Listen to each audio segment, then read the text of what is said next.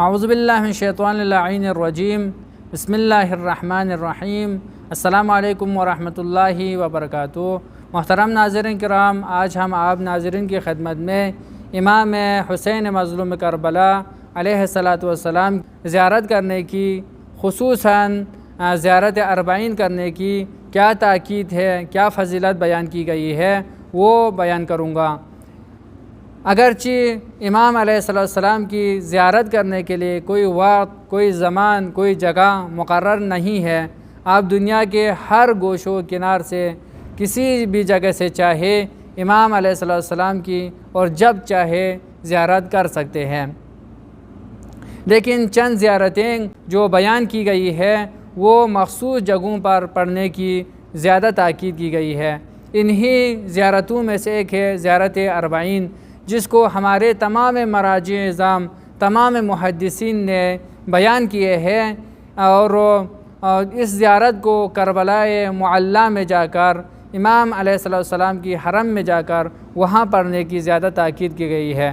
لیکن خصوصیات میں سے یہ بھی ہے کہ آپ دنیا کے ہر جگہ سے روز اربعین یعنی عاشوراء کے بعد سے 40ویں دن دنیا کے جہاں کونے میں بھی آپ ہو، وہاں سے امام علیہ السلام کی زیارت کی نیت سے زیارت اربعین پڑھ سکتے ہیں۔ ایک روایت میں آپ ناظرین کی خدمت میں بیان کروں گا۔ اس روایت کو آیت اللہ حر عملی رحمۃ اللہ علیہ نے اپنی کتاب وسائل الشیعہ میں ذکر فرمایا ہے، نقل فرمایا ہے۔ یہ روایت یہ ہے، اور یہ روایت امام حسن العسکری علیہ السلام سے منسوب ہے، جس روایت میں امام حسن العسکری علیہ السلام مومن کی 5 علاماتیں فرماتے ہیں۔ عبارت اس طرح سے ہے: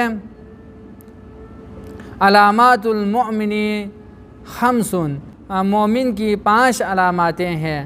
ان میں سے ایک ہے صلاۃ ال50، 24 گھنٹے کے اندر 50 رکعتیں نماز پڑھنا، یعنی تمام واجبی اور مستحبی نمازوں کو ملا کر 50 سے 51 رکعتیں بنتے ہیں، ان کو پڑھنا مومن کی علامت ہے۔ اور امام فرماتے ہیں وزیارت الاربعین، دوسری علامت یہ ہے کہ مومن روز اربعین امام علیہ السلام کی زیارت اربعین پڑھتے ہیں۔